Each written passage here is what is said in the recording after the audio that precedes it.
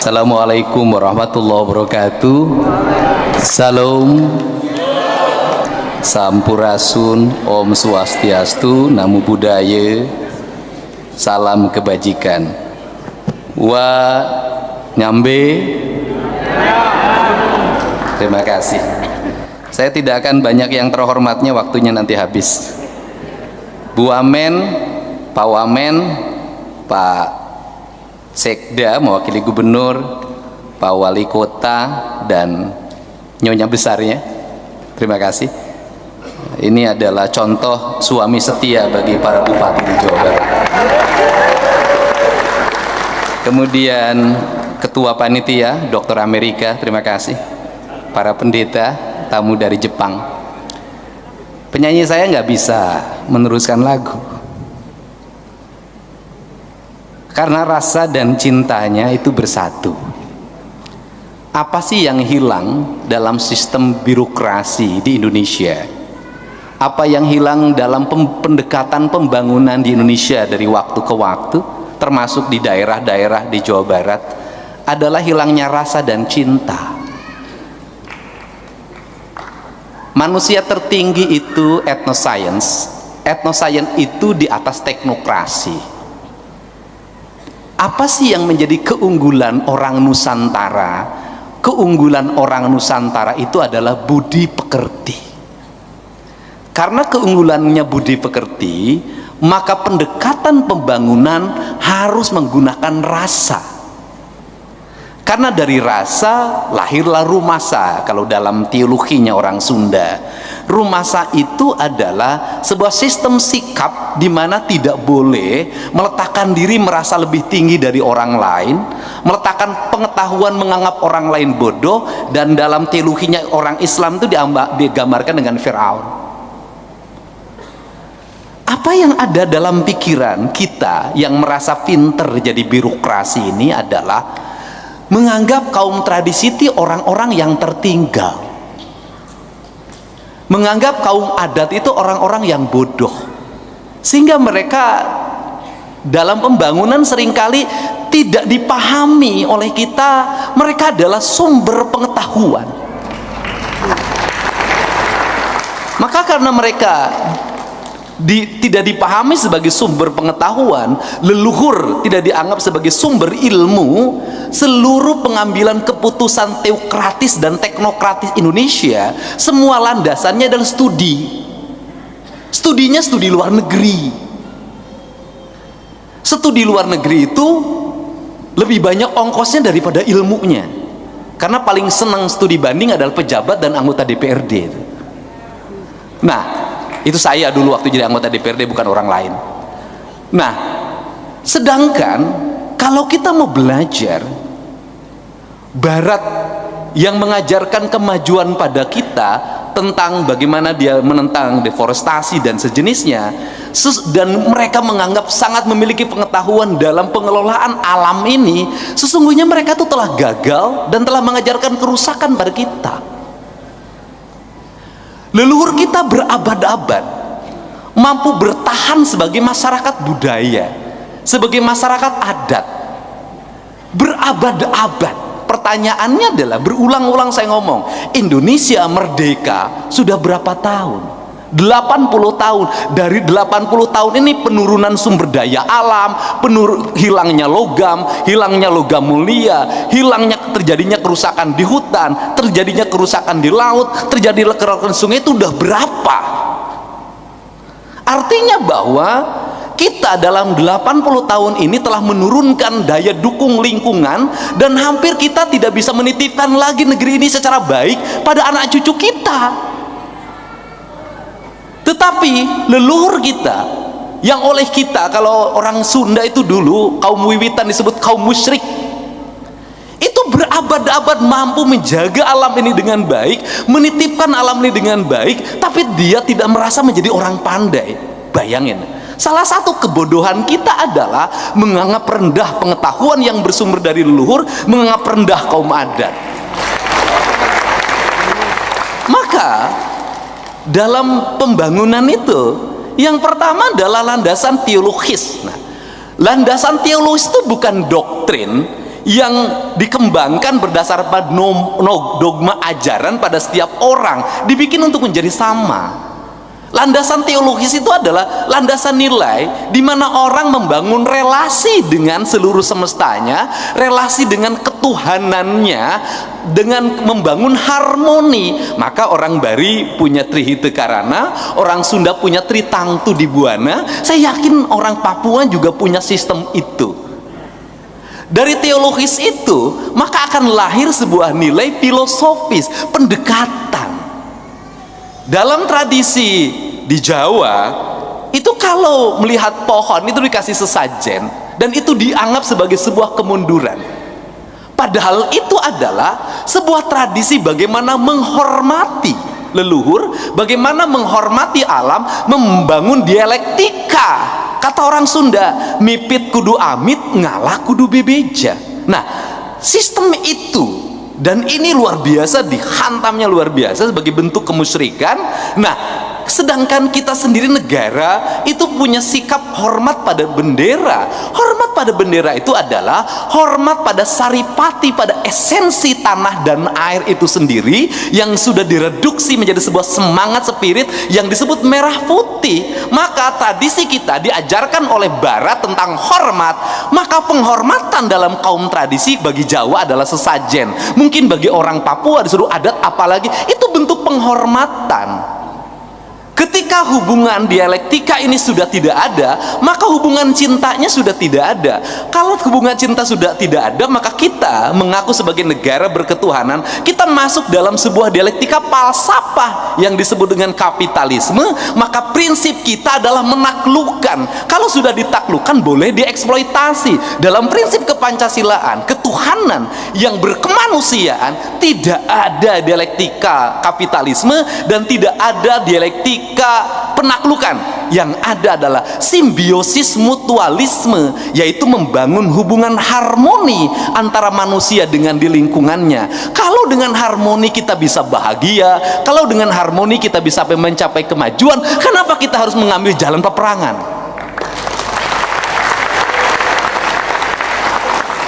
Kalau alam bisa diajak oleh kita bicara, kenapa kita harus menghancurkan?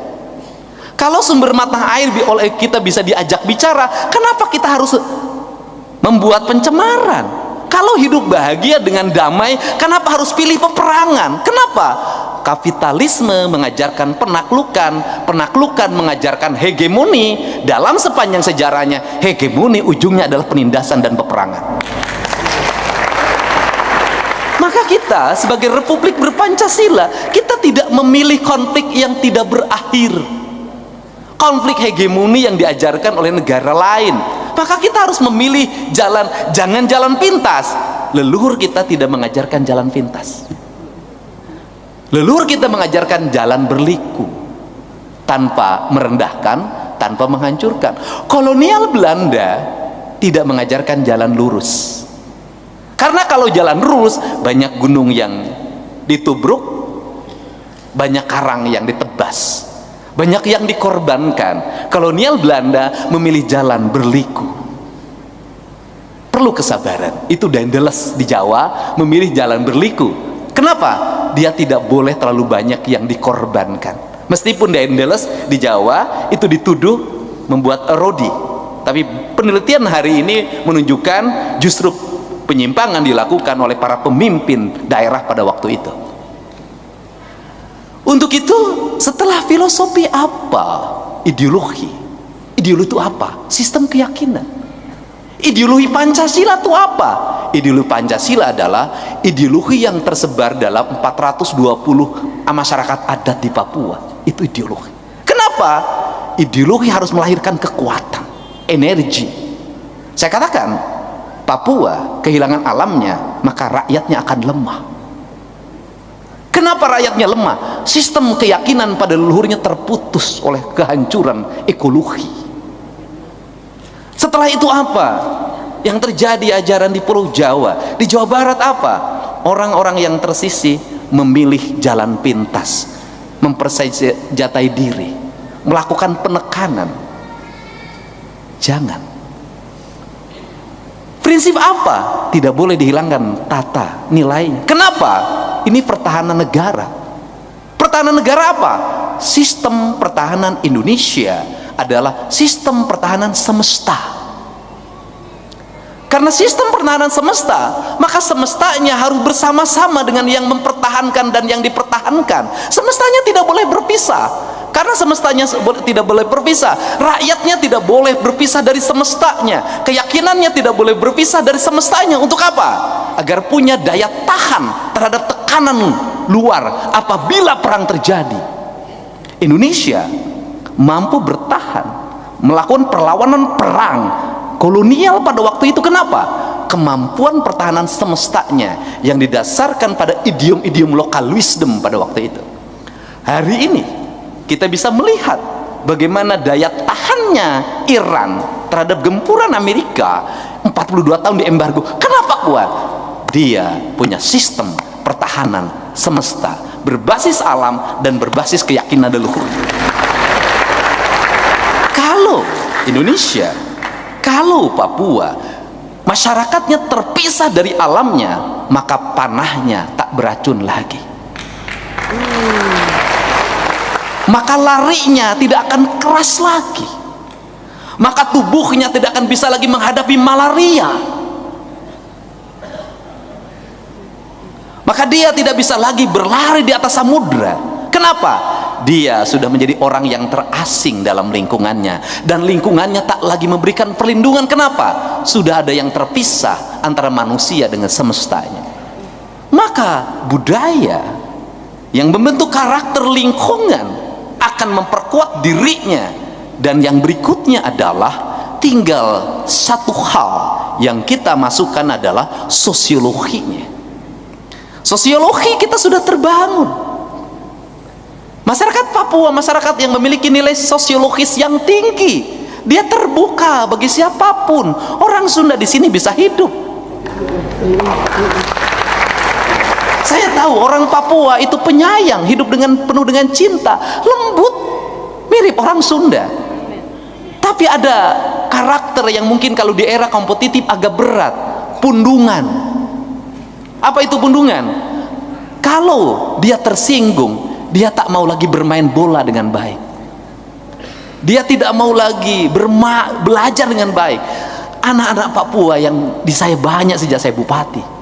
Saya ngurus mereka sepak bola. Saya sekolahin mereka. Saya kuliahin mereka. Dan di beberapa staf saya hari ini ada beranak Papua. Saya ngerti. Untuk itu, bukan dia yang harus mengerti kita. Kita yang harus mengerti dia. Kalau makan tidak boleh telat, karena itu orang Sunda sama. Orang perasa, Pak. Dia perasa. Seringkali kita memahami orang perasa sebagai orang yang kalah dan mudah dikalahkan. Tidak. Dia punya ikatan emosi yang sangat tinggi. Karena orang perasa, maka memahami Papua harus dengan perasaan lagi. Cinta harus bertemu dengan cinta. Cinta tidak bisa bertemu dengan strategi dan taktik. Selama ini orang Papua menghadapi strategi dan taktik dengan perasaan.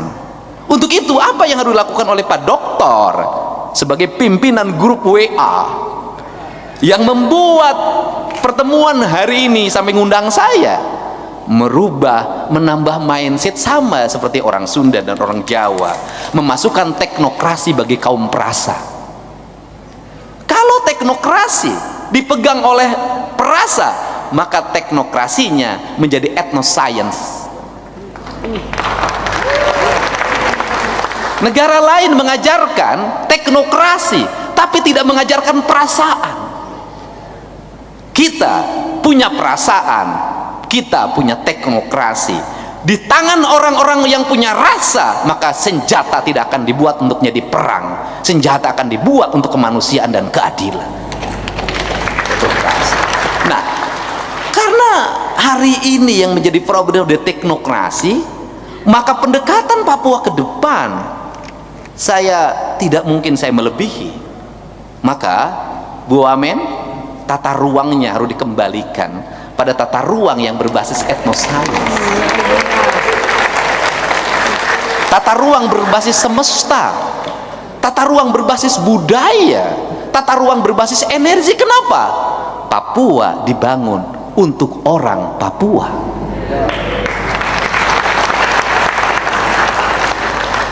Kita belajar juga dari industrialisasi di Jawa Barat. Apa yang terjadi di industrialisasi? Selain kemajuan, pendapatan yang meningkat, ekonomi yang semakin tinggi, banyak orang yang kehilangan tanahnya. Tadinya dia merasa bangga ketika tanahnya berubah jadi industri, dia punya kontrakan 100 kontrakan, tapi karena kawin terus akhirnya kontrakannya tinggal 2. Karena tradisi itu tradisi. Si orang Sunda si aingnya hos ya. Makanya saya memberikan contoh, daripada kawin terus lebih baik tidak kawin.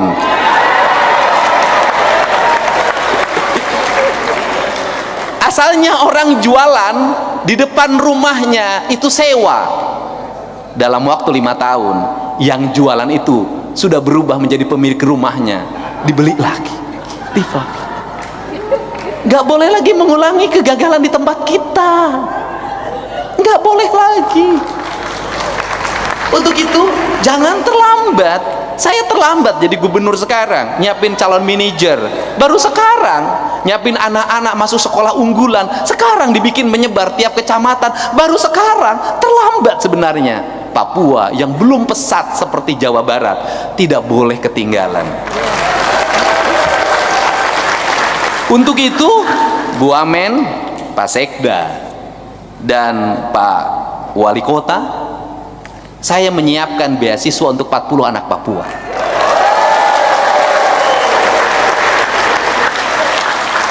Silahkan kuliah di Bandung, biaya hidupnya kami tanggung sampai dia selesai. Tapi kalau nanti saya galak-galak sama anak Papua di sana, sebenarnya bukan benci, karena kau bukan lagi bersaing dengan orang Papua, kau bersaing dengan banyak orang yang punya pikiran strategik, yang punya kebiasaan licik, Untuk itu kita tidak boleh lagi mau dilicikin. Orang Papua sama dengan orang Jawa, tidak punya curiga pada orang. Semua orang baik, semua orang teman. Tahu-taunya istrinya diambil. Biar ketahui. Ini yang harus dilakukan. Ini harus dilakukan sehingga menurut saya dimensinya ada 2 yang harus dilakukan. Yang pertama dimensi kesejahteraan, masyarakatnya harus terus didorong berbudidaya, berkemajuan, ekonominya harus terus meningkat. Saya nggak terus menjabarkan terlalu jauh, nanti salah dalam penyampaian. Yang kedua adalah menyiapkan mereka dalam masa depan. Jangka pendeknya dapurnya harus dipenuhi, jangka panjangnya anak-anaknya harus dipersiapkan. Kalau anak-anak Papua ingin maju, kuliahnya di luar Papua, biar dia terbiasa bersaing dengan berbagai ragam suku, etnis, dan bangsa. Tetapi juga jangan semuanya balik ke Papua. Kenapa? Nanti bertengkar sesama kawan. Saya tahu itu karakter. Jadi orang Papua jangan juga berpikir hanya kembali ke Papua, harus berpikir suatu saat ada orang Papua jadi wali kota di Jawa Barat, itu ada rektor orang Papua di sana. Jangan berkumpul di sini. Karena apa? Kalau semua orang Papua kumpul di sini nanti bertengkar setiap hari. Ibu Wamen bisa maju karena pindah ke Jakarta, dan ini ASN Papua pertama yang jadi Wamen. ASN, jambatan tertinggi biasanya Sekda, ini Wamen. Sebentar lagi dia akan datang bulan Men.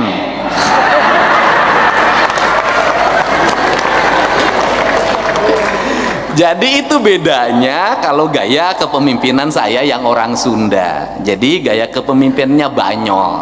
Jadi Banyol tuh tertawa. Dalam pikiran saya, kalau kita bisa menyelesaikan masalah dengan tertawa, kenapa kita harus menyelesaikan masalah dengan emosi? Untuk itu saya ucapkan terima kasih. Lagu ini sebenarnya lagunya Pak Wali Kota, apa namanya sini, Wali Kota Jayapura, tahun 2016. Saya dulu berkunjung di sini 2016, bicara di masyarakat adat. Saya nangis lihat Papua indah banget. Saya nulis lagu judulnya Surga di Tanah Papua. Kemudian lagu itu dibeli sebenarnya oleh Pak Wali Kota 40 juta. Jadi sebenarnya ini lagu Pak Wali Kota karena sudah dibeli. Tapi oleh saya dibayar lagi dengan 40 mahasiswa Papua kuliah di Jawa Barat. Jadi lagu ini sebenarnya, jadi Anda lihat saya nangis, saya benar-benar mencintai tanah ini. Saya melihat masih ada yang original di negeri ini namanya Papua. Karena di tempat kami sudah hampir tidak bisa mendapatkannya. Di sini kami mendapat kejernihan air, di sini kami mendapat kejernihan udara, di sini kami mendapat alam yang sangat indah. Untuk itu, jaga keperawanan Papua. Jangan kaum hidung belang menidurinya. Sekali lagi bahasa saya, tetap jaga keperawanan Papua. Jangan biarkan orang hidung belang menidurinya setiap malam. Karena kelak setelah dia punya penyakit kelamin, semua orang akan meninggalkan dan menghinakannya. Jagalah kehormatan masyarakat Papua. Jangan sembarang orang menghina dan merusak tanah Papua. Untuk itu saya ucapkan terima kasih. Saya sekali lagi katakan, surga di tanah Papua. Keindahan semesta Indonesia itu ada di tanah Papua. Jagalah, karena suatu saat kita akan kehilangan ketika dia sudah tidak ada. Yang terakhir, etnoscience nanti harus ditumbuhkan dalam berbagai bentuk desain arsitektur pembangunan. Kita boleh belajar sama Bali, Pak. Walaupun Bali hari ini mengalami perdebatan panjang, tetapi menurut saya agar orang Papua tidak terasing di kampungnya sendiri, ke depan bikin peraturan daerah saja.